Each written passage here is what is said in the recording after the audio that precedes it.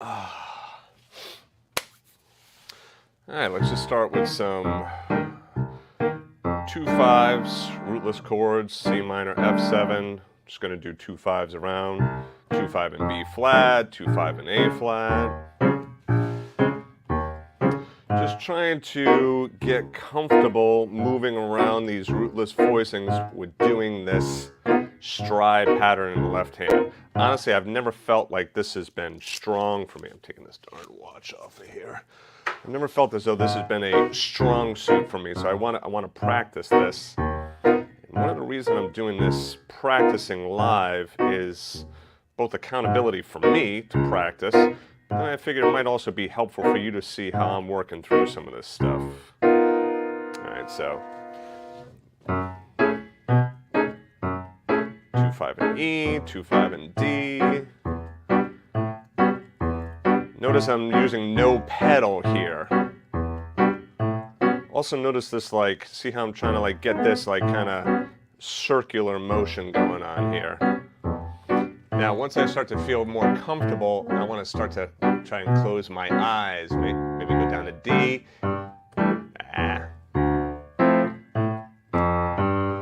It's a great way of using your ears too to figure out, you know, am I in the right spot? Down to the C minor.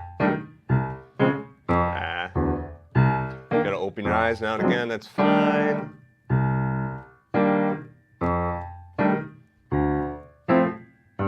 Alright, so now let me put my metronome on. I'm going to put the metronome on 2 and 4. This is just at 60 beats per minute, which is really 120. I'm just going to do some random 2/5s around. So let's start with E minor.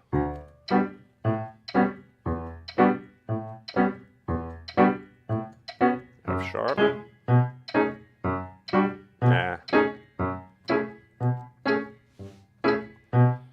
Just trying to be bouncy and loose. G minor.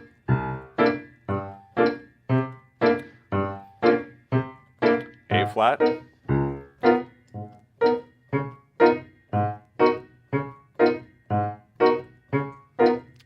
Sharp. E. F. E. F. Let me go back and forth.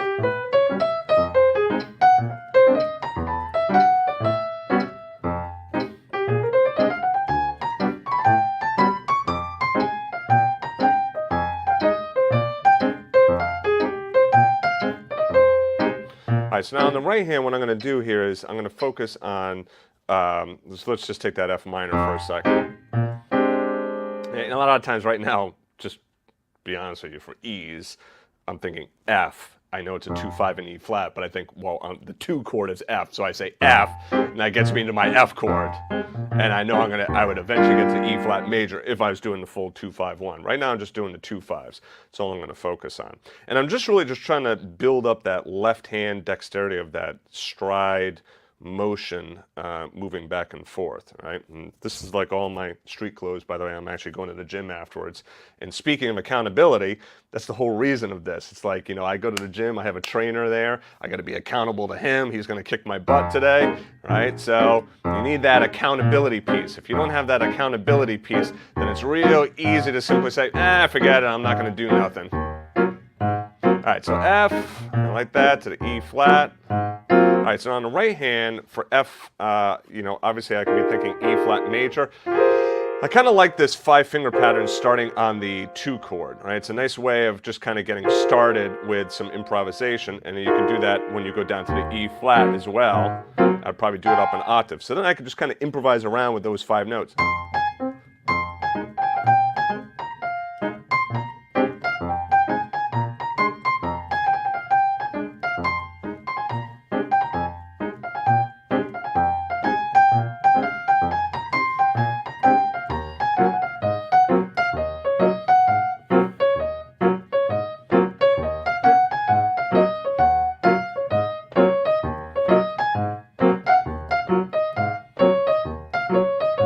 When I'm practicing this too, I'm trying to stay relaxed, and I'm trying to constantly tell myself, relax, breathe, relax. All right, so let me put this metronome back on.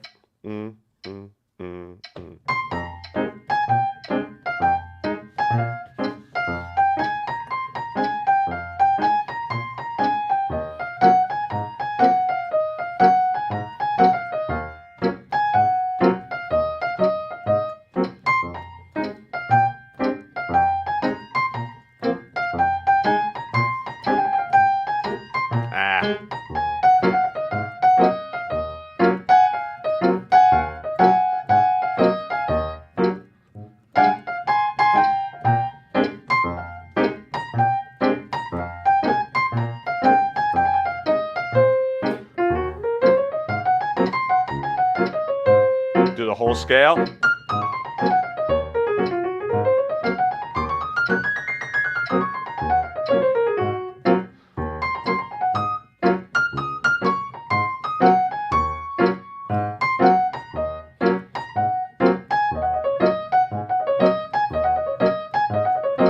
Sometimes I'll even forget when I come up here, I sometimes forget, should I be playing the 2 or the 5? It's just that one note that moves. So sometimes I have a brain freeze as well. And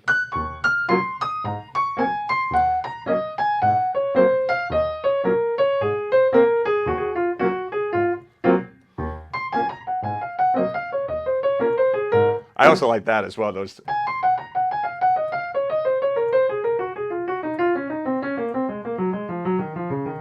Like doing the scales in thirds there, so it's a D flat major scale in thirds.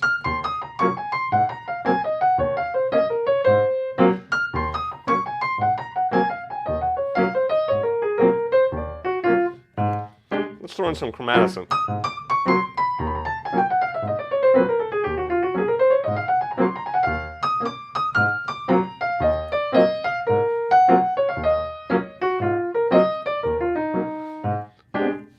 One thing I like to do as well is when I'm practicing this stuff is go to the keys that really bug the you-know-what out of me. Like, you know, F sharp minor to B7, that one is a tricky one. Even the A flat to the D flat is just like, is a tricky thing to get down. And now, especially when I have to come up here and I'm playing this chord up here. Now, I could do the other inversions, but right now I'm not dealing with those other inversions. I'm just trying to stick with this one thing. That's what my focus is. And I've talked about that kind of stuff a lot, of focus, of trying to focus in.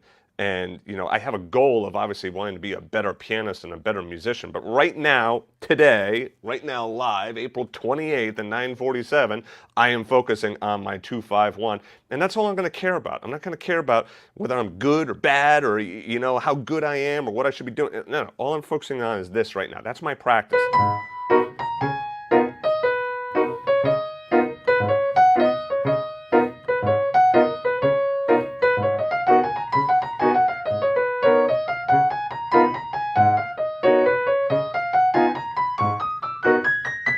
This one really bugs me. All right, let's focus on this A flat to D flat. So start with that left hand first. I could bring it down here, but honestly, that's just too low. It sounds like garbage. And again, I could do that as well. I change the inversions of this, but I don't want to. I want to come up here because this really bugs the you-know-what out of me, right? I want to get this down, you know? I don't like that. I don't like to give up on something. All right, here we go.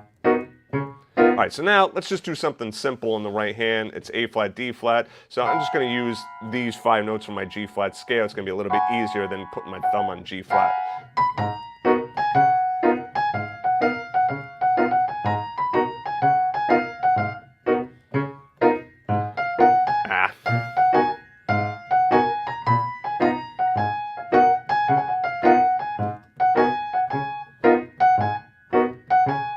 Now, how I know I really kind of start to get this stuff down is I close my eyes.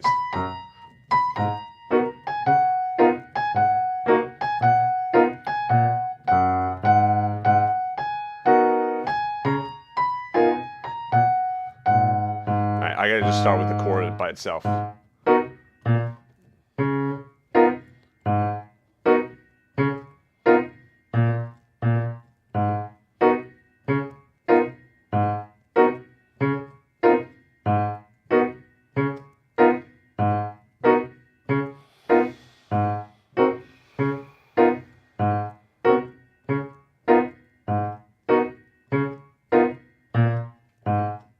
Okay. So I still got to work on that more, but I can keep my eyes open and probably... All right.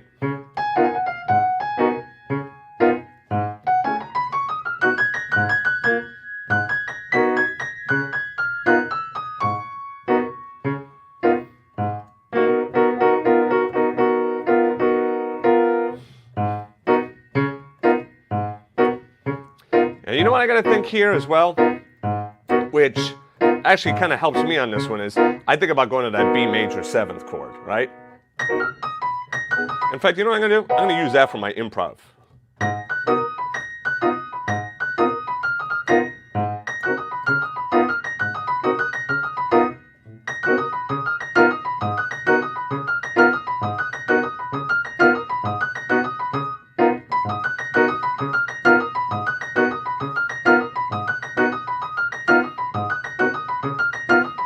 Okay, now I'm getting something there. Let's go back to the F sharp. Get my E major scale. I don't like just playing scales by themselves. I always like to combine practice ideas together so that I can kind of be playing scales, be playing chords. So it's not just me. I do that as well, but just sticking with that, I feel as though I always want to pull towards the musical idea of. Nope.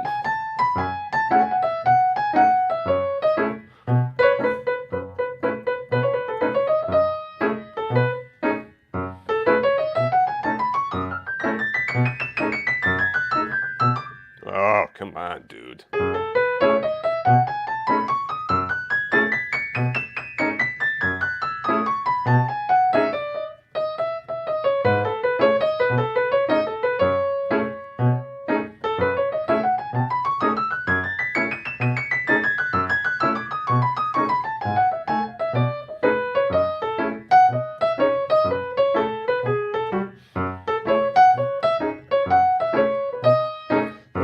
Those two 2/5s are a real pain in the butt.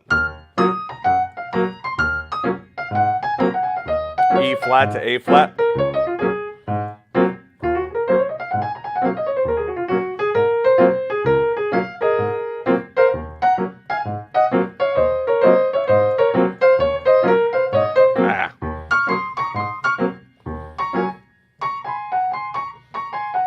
Oh, that's tricky. Let's try and get that.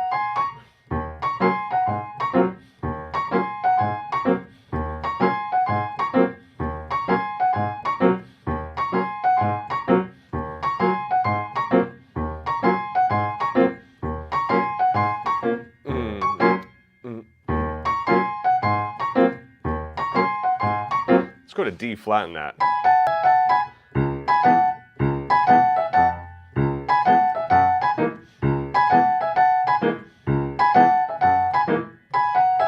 That's it.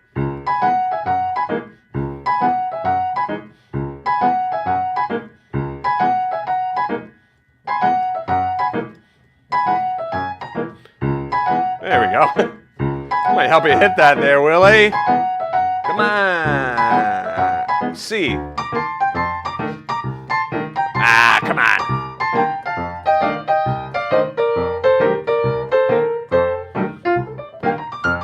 B flat.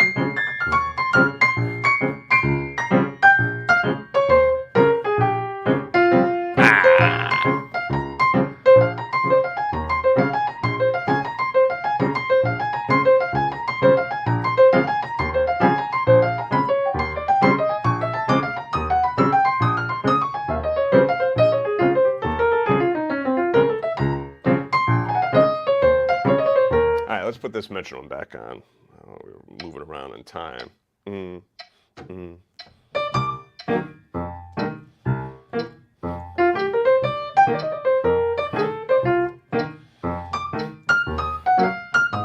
E flat. Let's go to my friend A flat.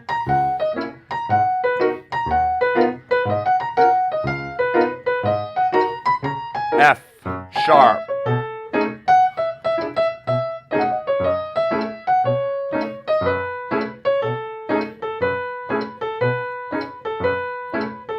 F.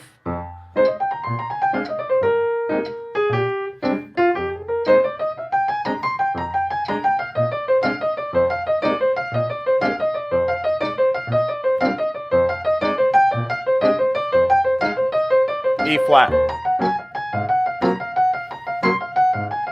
Ah, come on.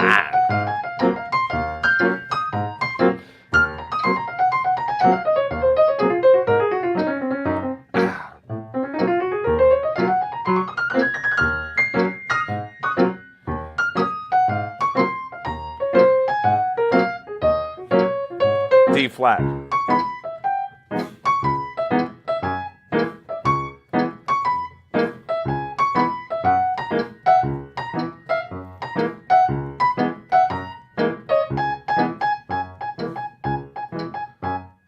F sharp.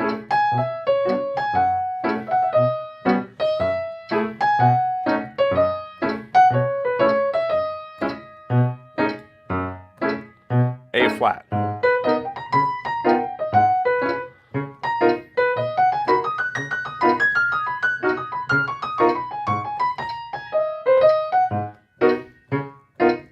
All right, so you can see how you know, you can start to also get diminishing returns as well. I don't mean diminished, I mean like diminishing returns. So you gotta always stay aware. I could feel like I was playing this before I even started this live thing. So my left hand is getting a little tired now, so I might just take a, you know, couple of minutes, just take a break, right? Always listening to your body, know thyself, all of that good stuff. So you notice how I'm just like kind of going random here as well. I'm just trying to move around into different keys. I get a lot of questions a lot of times from students that are asking, so how do I apply these chords? You know, how can I get to them quickly into other keys? Well, this is the kind of way in which you do it. And this is why I say, I have a video on YouTube in which I say the circle of fifths is BS. And in many ways, it is, because a lot of people think, oh, circle of fifths, circle of fourths, that's the way I'm going to practice. And it's fine. There's nothing wrong with doing that. But the amount of weight that's given to practicing via the circle of fifths and circle of fourths, I think is like way too much weight. I find that it's this randomization is so much more valuable to me in my playing because I know it's coming up next. You know, when I'm doing a pattern, my hand and my body starts to get into this pattern, and then I know what's coming next. So I find for myself, in my own playing and my own practicing, I like to randomize this stuff. So just say hello to everybody here who happens to be watching. Just a few of you watching, that's fine. Relax and focus. Yeah. Yeah, F sharp. Thanks. Your mistakes sound better than mine. Well, you know, and that's just like the thing. It's like part of it is like trying to stay and you know, just keep moving through. It's that forward motion. The older I get, the longer I play, the more I'm on this planet, the more I realize that so much of it is about just keeping that forward momentum going. You know, when you stop and it's like, no. It's just keeping that forward momentum going. And that's the hardest part, especially in improvisation. Let's say I just start to do chromatic. I was doing this before. This was kind of cool.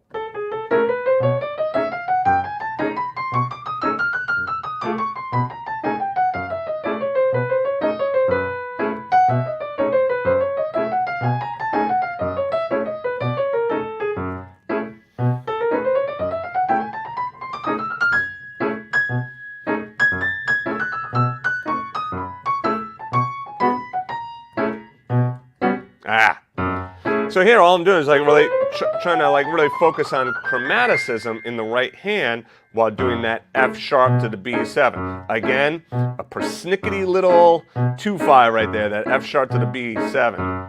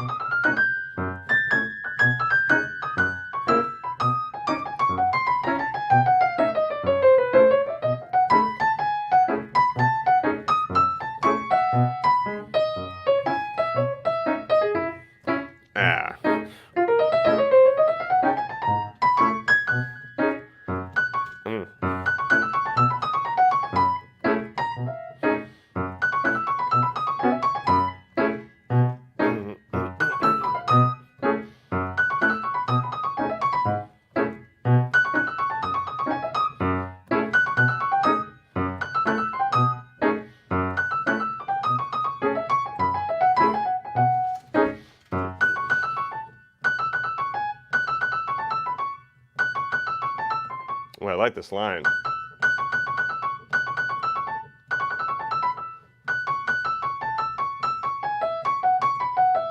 That's it.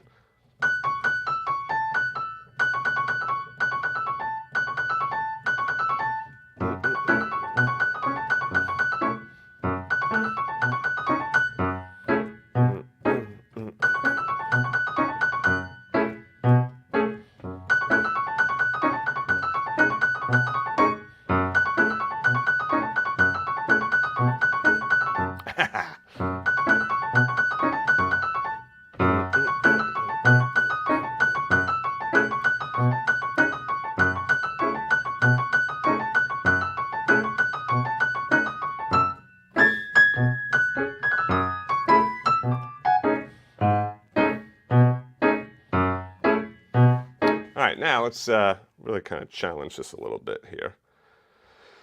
Let's bump this up to 80, which is going to be 160.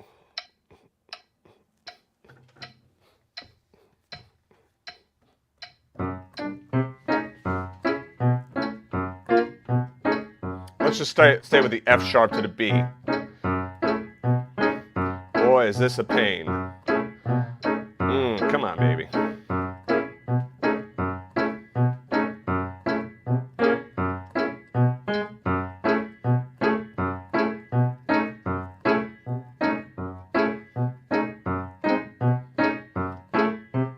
Okay. Whew.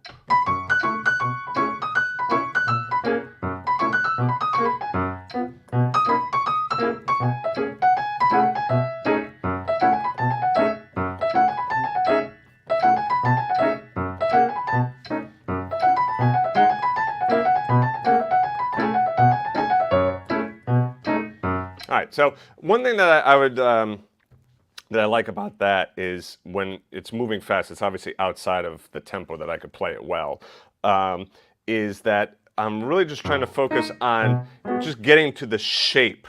Even if I don't hit the notes exactly as I want to, right?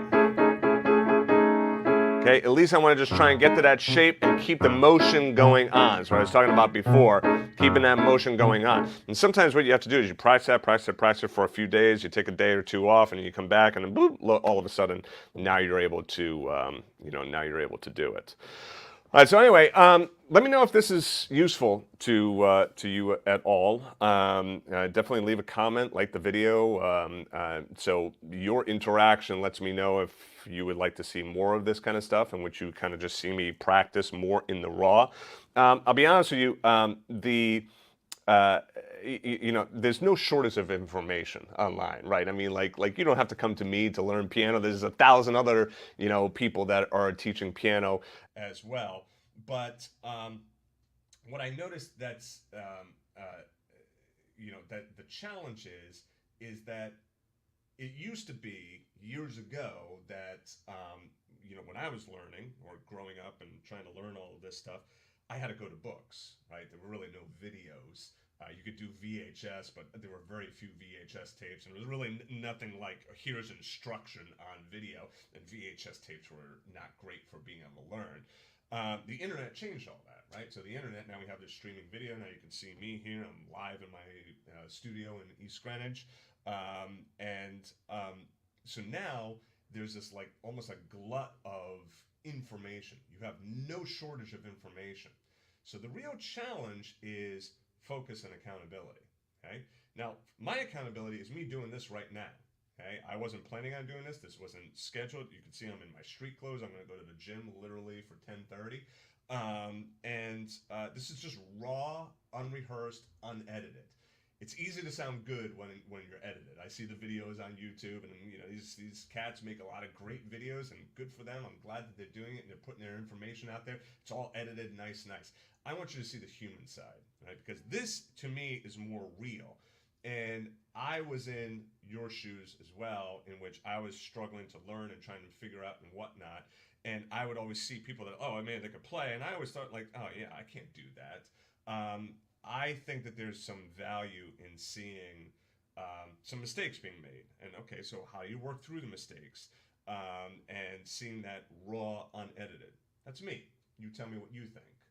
Maybe you agree, maybe you disagree.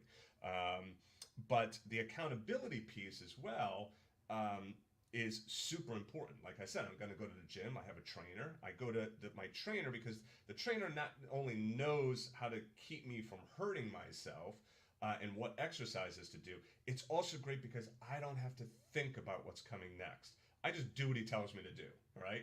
He knows what my goals are, and he focuses me. Remember, it's goals, focus, right? Goals and focus. So I don't worry about the goal. All right, like I know what my goal is. He knows what the goal is. I don't worry about the focus, I should say. So when I get in there, I don't have to worry about, oh, what am I going to do today? He tells me what to do.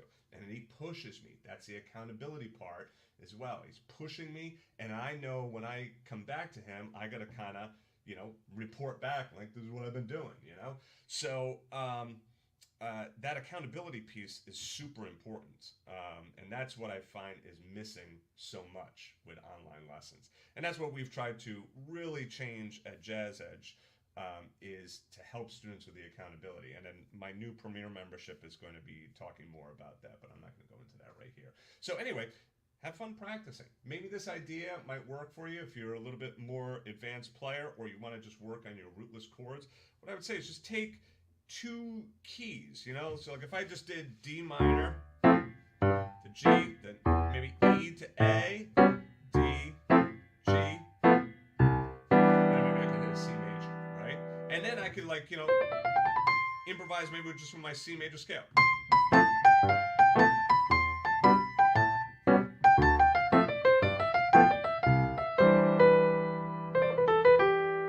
So I could kind of play around with that. But the point is, I don't have to go into all 12 keys in every single practice session. In fact, unless you've kind of mastered all 12 keys or kind of know them pretty well, I probably wouldn't suggest going into all 12 keys. I feel as though, notice how I was focusing a lot on F sharp and A flat, or I should say the key of E and the key of G flat, right? So the 2-5.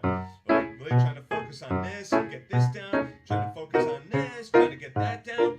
And even right now when I play that, I feel like, oh, hey, you know what? I can grab that just a little bit better than I was able to this morning. To me, that feels good, right? I'm going to put the whip down. I'm going to not worry about all the other stuff that I don't know, because there's a lot of stuff I don't know with the piano, right? I consider myself more of a mediocre pianist than a great pianist. I have a lot of work that I have to do with this instrument, but this is a lifelong journey with my beautiful Boston piano, all right? So I'm not going to worry about all of that other stuff. I'm going to put that whip down, like, oh, you don't know, you're no good, like, forget all that. Instead, I'm going to focus on, hey, I just did that. Practice even for a few minutes, got something done, feel good about it. And then with that, I'm going to bid you all a fond farewell. Let's see, was there any... there was a couple of questions here. Ovi, what metronome iOS are you using? I'm using, what is this called? Pro Metronome. Designed by EUM. All right. So, yeah, it's called Pro Metronome. I mean, to be honest with you, there are so many, and it looks like that. If you're looking for the, I guess you can't really see that, but it looks like that. That's what it looks like. What I like about this, I will tell you this, is that, hear this?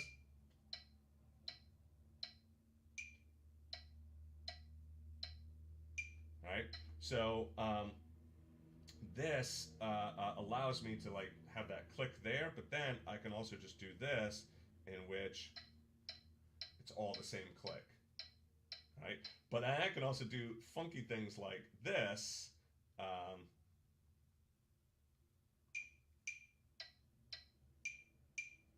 or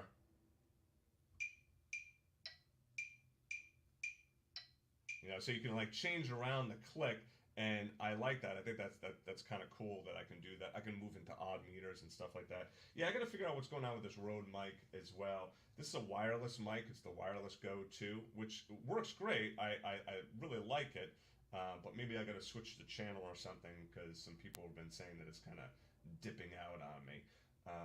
Or maybe I just got to switch to a wired mic. But anyway, Oh, thank you, Avi. I appreciate that. All right. So anyway, take care, everybody. If you like what I did here, leave some comments. I'll take a look at the comments later, and then if it appears that it was a good thing, then maybe I'll do some more of this. All right. Take care, everyone.